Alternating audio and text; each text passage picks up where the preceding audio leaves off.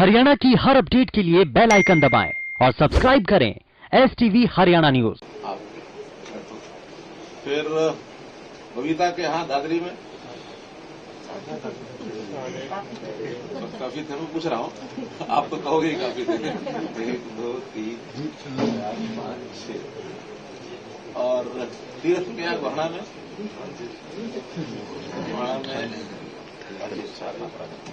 और फिर बड़ौदा में बड़ी संख्या। पहली बात तो यह है कि पिछली बार आप लोग 4 जगह बटे हुए थे, इस बार आपका टारगेट एक ही जगह का है। जी यही है। बात यह कि इस सारे कार्रवाई को फोटो वोटो लेकर के जरा ऊपर हेडक्वार्टर भेज दो। दम दिखाना है तो ठीक है ना, क्योंकि देखिए हम तो अपना काम काफी कर चुके हैं और काफी बड़े प्रदेश में भी अलग अलग मत होने के बाद भी बड़ा मत यही है कि हम योगेश्वर जी को पिछली बार लड़ाया तो क्यों छोड़े, लेकिन फिर भी फैसला तो केंद्रीय जो हमारी चुनाव समिति है वो करती है और अध्यक्ष है उसमें नड्डा जी। नड्डा जी को कल हम नाम दे के आए हैं क्या, और उसमें से आज उन्होंने फाइनल करना है। मैंने अभी थोड़ी देर पहले बात की थी, मैंने कभी ऐसे ऐसे लोग आ रहे हैं मिलने के लिए योगेश्वर जी के कार्य से, तो वो कहने लगे मैं तो जा रहा हूँ, वो भी बाहर, मैं नहीं मिलूंगा, तो बस एक आध फोटो वोटो मुझे व्हाट्सएप करा देना, क्योंकि इतनी बड़ी संख्या में पूरे हरियाणा का खेल जगत यहाँ बैठा है। इतने से ज्यादा बाहर भी इतने बार है जी, इंटरनेशनल खिलाड़ी भी बचियां आई हैं बाहर है। ये बहुत बड़ी ताकत है और बड़ी ताकत हमको तो नजर आ ही रही है, हमारे राष्ट्रीय अध्यक्ष जी को भी ये ताकत नजर आ जाए। सर आपको आशीर्वाद बाबूजी सोनीपत खेल का अब है, और तब तो मैं भी अपने इलेक्शन में था, बबीता भी थी, सभी थोड़े थोड़े हो गए थे, और सोनीपत में सबसे ज्यादा खिलाड़ी सोनीपत में माने जा रहे हैं, और वहाँ कुश्ती कबड्डी के ज्यादा हैं, और सभी हमारे खिलाड़ी अब की बार ये सोच रहे हैं जो आपने हमारे को टिकट दी और ऋण उतारे, भाई आपका आशीर्वाद होगा तो हम जरूर ऐसे। कुछ कठिनाइयां हैं, वो ध्यान कर लो, चुनाव की टिकट की ज्यादा नहीं होगी, टिकट तो मुझे लगता है केंद्र के लोग अभी 2-4 घंटे में कर देंगे शायद, कोई दिक्कत नहीं, लेकिन जो कठिनाइयां हैं वो आपको ध्यान करा रहा हूं। एक तो सारे प्रदेश का चुनाव नहीं है, केवल एक बाई इलेक्शन है, और जब एक बाई इलेक्शन होता है तो सब पार्टियां अपना पूरा जोर उसको लगा देती हैं। तो सामान्य जो जनरल इलेक्शन होता है उसमें जितनी ताकत लगती है उसमें तो शायद कुल मिलाकर के 10% ताकत लगती है किसी पार्टी की एक सीट पर, और बाई इलेक्शन में 100% ताकत लगती है। तो जितने घोड़े हैं सब छोड़ते हैं, और जब सब छोड़ते हैं तो कभी भी अपने दुश्मन को, राजनीति में दुश्मन नहीं करना चाहिए, लेकिन अपना जो प्रतिस्पर्धी है उसको कमजोर नहीं मानना चाहिए। उस प्रतिस्पर्धा को जीतने के लिए सीधी सीधी तो करनी पड़ती है लड़ाई, जो लड़ाई होती है, लेकिन आप में से बहुत लोग ऐसे ना दाव पेच भी खेलते हैं, जीतने के लिए दाव पेच भी चाहिए। क्यों कोच साहब, बिना दाव पेच के बिना सीधी ताकत भी कई बार फेल हो जाती है। प्रैक्टिस भी चाहिए जी, दाव पेच के साथ साथ चालाकी चाहिए। चालाकी वही तो दाव पेच होता है की बात है। मैं एक चुनाव में ना, हर किसी चुनाव की तैयारी में उदाहरण दिया करता हूँ, मतलब उसको अदरवाइज ना लेना, पहलवानी का ही। वैसे पुराने खिलाड़ी रहे, ये भी कबड्डी के खिलाड़ी रहे। एक पहलवानी था, कोई पहलवान था तगड़ा गांव का, तो उस गांव का वो केसरी था, और हर साल कुश्ती होती थी, और उस गांव के जितने पहलवान थे हमेशा वही जीतता था। एक बार कुश्ती शुरू हुई, सुबह से लेकर शाम तक जो बाकी छोटे खिलाड़ी थे वो खेलते रहे, फिर उसमें जो जीतते रहे, उसमें आखिर में सेमीफाइनल फाइनल की तरफ जब बढ़ गया तो शाम को जो फाइनल होना था, तो फाइनल में वही पहलवान था जो हर बार जीतता था। अब वो आ गया मैदान में, घुमा दिया अपना लंगर, तो कोई आया ही, सबको पता है कि भी क्या लड़ना है, ये तो जीतेगा ही, और जब थोड़ा सा टाइम रह गया, अभी उसकी घोषणा करनी थी रेफरी ने जीत की, तो एक नौजवान बैठा था, पतला सा, सुकड़ू सा, व्यापारी पूत, इनाम भी था उसका, 1000 रुपए का इनाम भी था उस कुश्ती का। तो वो फिर बैठा था दर्शकों में, और उससे रहा नहीं गया कि लड़के ले ऐसे वक्त में क्यों ले ये और वो कूद गया, जा खड़ा हो गया, मैं हाथ में लाऊंगा। लोग हैरान, ये पतला सा सुकड़ू सा आदमी तो इस पहलवान के हाथ में ला रहा है, तो मर जाएगा, तो एक ही फटके में उठाकर फेंक देंगे पहलवान साहब। लेकिन उसने मिला लिया। अब रेफरी कहे कि ये क्या हुआ, हम तो सोच रहे थे कि तो जीतेगा, इसका खड़ा कर दे और गांव का एक केसरी जो है यही, लेकिन हाथ मिला लिया। तो उसने घड़ी देख ली, टाइम देखा, तो चुकड़वा था कि भाई देखो तो सांझ होगी, मुश्किल तो होगी, लेकिन कल सवेरे हो। और थोड़ा उत्सुकता पैदा होगी लोगों में, कुश्ती का सिर्फ थी नहीं, आधा मिनट का काम था, क्यों नहीं करा दी। तो अगले दिन का सवेरे का टाइम रख दिया और आसपास के गांव के लोग इकट्ठे हो गए तो मुकाबले को देखने के लिए। कुश्ती शुरू हुई, चुचकारी जमीन खाड़े की और चुचकार के हाथ मिला के, और जैसे पहलवानों को होता है ये भी पहले कंधे में सिर लगा के और थोड़ा घूमना घामना। तो जब शुरू करा तो सुकड़ू आदमी ने पहलवान से पूछा, अरे पहलवान साहब कुश्ती जीतना है, जीतना है, जीत के क्यों, क्या है जीत में, क्यों करोगे जीत है, 1000 रुपये का नाम है, वो क्यों छोड़ूंगा कि बस इसीलिए जीतना। हाँ बहुत बुरी बात है, तो मैं अगर 2000 दे दूं जिता देगा। पहलवान का घूम गया दिमाग। मैंने कहा ठीक है, तुमने 2000 दे, तू जीत गया, कोई बात नहीं। 2-4 चक्कर वक्कर मारे और उस सुकड़ू पहलवान ने थोड़ा इशारा करा, पहलवान साहब पहलवान नीचे रो, सुकड़ा ऊपर, जीत गया। लोग हैरान बड़े, ये क्या हुआ। लोग ना खा लिया अपना कंधे पे, ले चलो तो सुने दिलाओ, ये करो वो करो। हम जब जा रहे थे तो लोग उनके साथ, और ये पहलवान की तो पहलवान ने कहा अभी रुको जरा, इससे मुझे बात करने दो। लोग क्या बात करनी है, नहीं मैंने बात करनी है। लोगों ने सोचा कोई बात नहीं, अगर आपस में द्वंद्व हुआ इनका तो बात कर लेना दो। तो उतार दिया कंधे से, जा भी बात करा, कोने में ले गया। तो कंधे तो ले जा रहे थे, मेरे 2000 तो दे। कौन से 2000 मैंने कहे थे, ले तेरे अपने दाव, मेरे अपने दाव।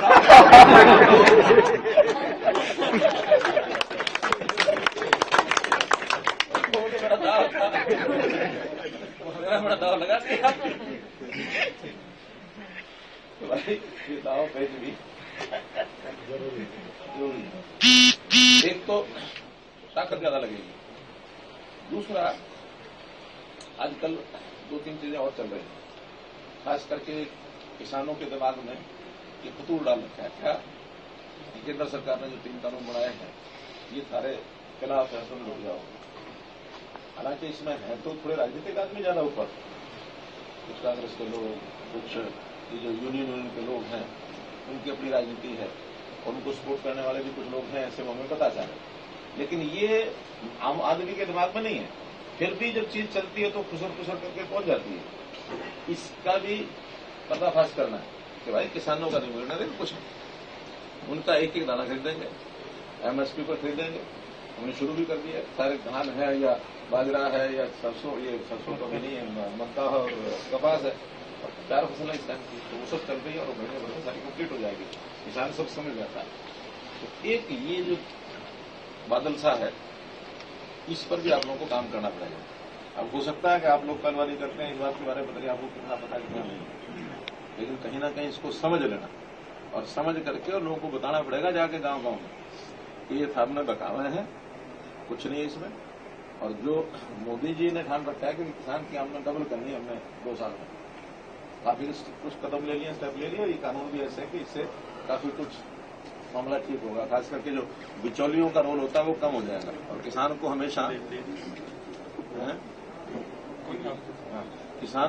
ये बिचौलियों के कारण से बहुत नुकसान होता है। वो कई तरह की चीजें हैं, मैं बोलना ठीक नहीं है सबके बीच में, लेकिन आप लोगों को पता होगा जो किसानी से जुड़े हुए लोग हैं। बाबूजी सारे किसान नहीं है, लगभग नहीं, कई खिलाड़ियों का परिवार सभी पहलवानी- खेती ही करते हैं सभी। पहलवानी के रंग में जब पड़ता तो कुछ नहीं करना पड़ा, आगे पाछे खेत में भी जाना पड़ा, सारे जहाँ लेकिन मंडी में नहीं जाते होंगे अभी, मंडी में नहीं जाते होंगे ना मंडी में नहीं जाते, खेता ही था जहाँ मंडी में नहीं ये जाते। खेल मंडी के हैं, है ना? तो अभी सारे खेल मंडी के हैं, उस प्रकार मंडी वाले थोड़ा सा इस विषय को समझ करके ये करना है। एक दूसरा और एक बड़ा नाजुक विषय बता देता हूं। हरियाणा की राजनीति और कई और प्रदेशों की राजनीति, इसमें जातिगत जो विष है, इसका घोल है, ये बहुत जबरदस्त चलता है। एक मिनट, तो ये जो घोल है जहर का, ये बहुत बुरा हुआ है। हम जो के पहलवान हैं, पहलवान की जाति पहलवानी है, यानी स्पोर्ट्स स्पिरिट है हमारी, और स्पोर्ट्स स्पिरिट में, खेल में हम इन तरह से उठ के सोचते हैं। लेकिन वहां जब आप फील्ड में काम करोगे तो ये चीजें आएंगी। इससे कैसे हमने चीजों को उबारना है, इसमें आप लोगों के लिए, कईयों के लिए चैलेंज खड़ा होगा। मेरी बात समझ गए? क्योंकि वहां जातिगत तरीके से लोग बांट के देखते हैं, टिकट बांटने को भी जातिगत तरीके से देखते हैं, वोट डालने को भी जातिगत तरीके से देखते हैं, लीडरशिप क्या है इसको भी जातिगत तरीके से देखते हैं। हमने इन चीजों से अपने आप को ऊपर उठा करके, और उनके दिमाग में भी अगर कोई चीज है तो उसको निकालना है। ये अगर आप कर गए तो जीत सुनिश्चित है। बाबूजी 11 बजे मैसेज मिला रात को जी, और सभी इस भेदभाव को खत्म करने के लिए हुए हैं भाई हमारे खिलाड़ियों में और देश में जो थोड़ा मैं आया, भरोसा कर रहा हूं। बिल्कुल हाँ जी, उस बात पर भरोसा कर रहा हूं। 90% सारे खिलाड़ी जी ना सारे के सारे 36 बिरादरी से ही आते हैं सर। तो हमारे स्पोर्ट्स पर्सन के अंदर ये नहीं है कि वो उस जाति से है, क्योंकि सारे एक ही थाली में बैठ के खाते हैं। तिरंगा कोई जाति दिखता है। पाति नहीं मैंने है। आपको नहीं कहा बिल्कुल। हाँ। नहीं, सभी मैंने तो तो वही जहां आप जा रहे हाँ। हो, हाँ जी, तो वहां की बात बता रहा हूँ। ये हम एक ये मैसेज भी देने के लिए हम सब इकट्ठे हुए हैं, तो वो बताना चाह रहे सर कि वहां हम जहां सब आप एक जा साथ रहे हो, यहाँ इकट्ठे वहां की होके- बीमारी आपको मिलेगी। जी। अब तीसरा जो एक सवाल और पूछना है, जो बड़ौदा विधानसभा के 54 गांव, हम में से उन 54 गांव के रहने वाले कौन कौन है? बड़ौदा हल्का कौन कौन है? नरवाड़ा जी 4-5 गांव में नरवाड़ा के जी। नहीं, वो कबड्डी के खिलाड़ी हैं जी, वो जैसे रनाना जनाना के वो सारे हाँ मलिक हाँ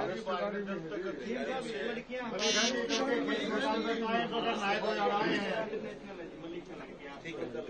बस मेरा ये कहना है कि हमें इस बैरियर को तोड़ने के लिए 2 बातें आपको मुख्य रूप से बताई है।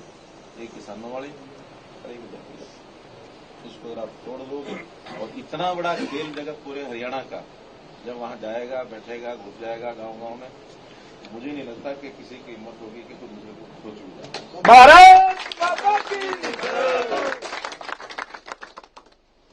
मेरी ओर से ये बात थी। बाकी हमारे और नेता हैं यहाँ जो लगातार वहाँ काफी समय से काम कर रहे हैं।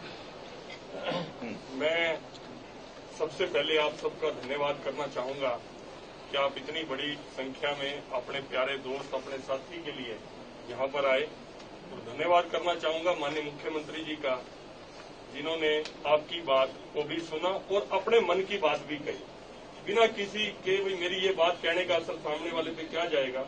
जो मन में उनके भाव थे, जो उनके पास फीडबैक था, उस आधार पे बात की।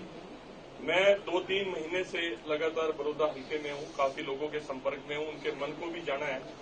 बड़ौदा के जो मेरे भाई बहन हैं बिल्कुल स्ट्रेट फॉरवर्ड हैं, सच्चे हैं, उनको कोई चालाकी या बेईमानी छू के भी नहीं गई। मेरे अंदर 10 कमियां हो सकती है, लेकिन मैंने बड़ौदा के अंदर कोई कमी नहीं देखी। अब ये चुनाव कोई सीधा सीधा बीजेपी कांग्रेस का भी नहीं है, सीधा सीधा चुनाव ये किसी चीज का नहीं है, न किसी सरकार है वो रहने वाली है 4 साल। अब ये मुद्दा है सिर्फ इंसानियत का, कि इस चुनाव में इंसानियत जीतती है या राजनीतिक चालाकियां जीतती है। इस बात को लेकर सीधा हम जाएंगे। अगर कोई ये भी कहता है कि हम पक्के कांग्रेसी हैं, भाई हम तो सारी जिंदगी हुड्डा को वोट दिया, भाई जब हुड्डा ने बनाना हो मुख्यमंत्री अगली बार दे दिए। ईव के ये मुद्दा है इंसानियत का, जो भाई से भाई को लड़ाने का काम करते हैं।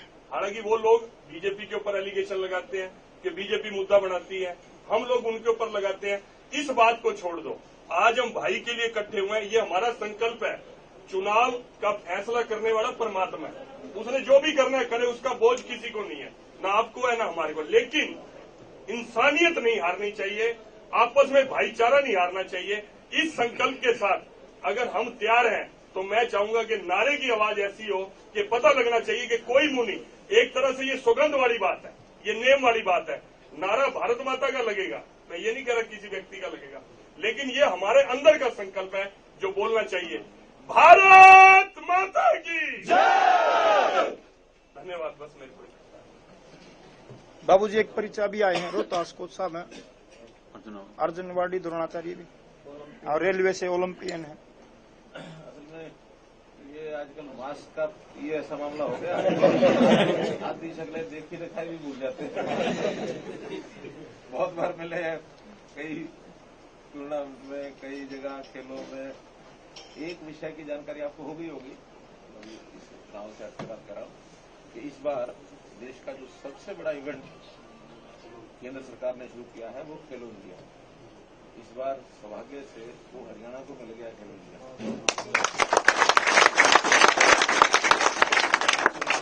पंचकुला उसका हेडक्वार्टर होगा। पंचकुला फिर आसपास के चंडीगढ़ है, मोहाली है, यमुनानगर, अम्बाला, कुरुक्षेत्र, यहाँ तक के सारे जितने भी खेल के परिसर हैं उन सबका उपयोग कराएंगे। और आप सब लोगों को निश्चित रूप से उसमें जो इवेंट्स होंगी, उसमें जो आप लोगों की इवेंट होंगे उसमें तो आप जाएंगे। मानो किसी की इवेंट न भी हो या नंबर न भी आए तो भी उस समय सारा समय अपना, ये 2021 के नवंबर दिसंबर में होगा, 1 साल है अभी बात। अगर ये वर्तमान कोरोना वाला मामला धीरे धीरे ठीक हो गया, उसमें खेलो इंडिया में सब किशोर भी हैं, स्कूल गोए भी हैं, कॉलेज के भी हैं, नए बच्चे भी हैं। और बाकी अपर लिमिट क्या है ये तो नहीं पता मुझे, क्या खेलो इंडिया के है कोई अपर लिमिट? 17 साल अंडर सारे तो 21 तक के हैं, लेकिन उसमें हमारी भी भूमिका अपने अपने ढंग से हमको बना लेनी चाहिए। खेलो इंडिया में ये पिछले 2 साल से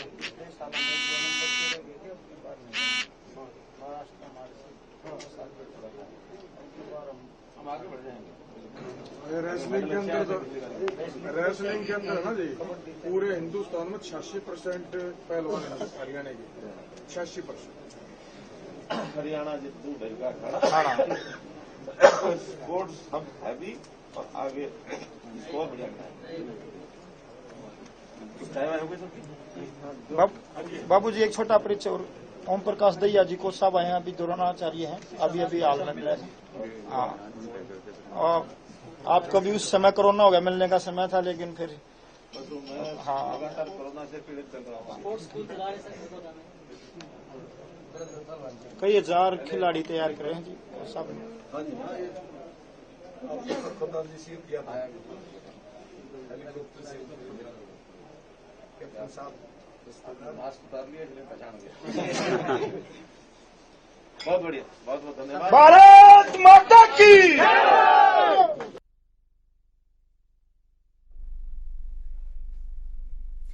मुख्यमंत्री मनोहर लाल ने यहां पर दिल्ली में हरियाणा भवन स्थित तमाम हरियाणा के खिलाड़ियों से सीधी बातचीत करी और यहां पर खिलाड़ी सीधे तौर पर बड़ौदा उपचुनाव सीट से योगेश्वर दत्त को टिकट देने की सिफारिश करते नजर आए। तमाम खिलाड़ियों ने मुख्यमंत्री से कहा है कि अगर योगेश्वर दत्त को टिकट मिलता है बड़ौदा में तो सभी खिलाड़ी मिलकर योगेश्वर दत्त को जितवाने के लिए पूरी कोशिश करेंगे। तो अभी फिलहाल बीजेपी की तरफ से किसको टिकट मिलेगा ये आज ऐलान हो सकता है, लेकिन मुख्यमंत्री ने ये साफ कर दिया है कि इसका फैसला राष्ट्रीय स्तर पर ही पार्टी करेगी। इसी के साथ ही बुलेटिन में इतना ही।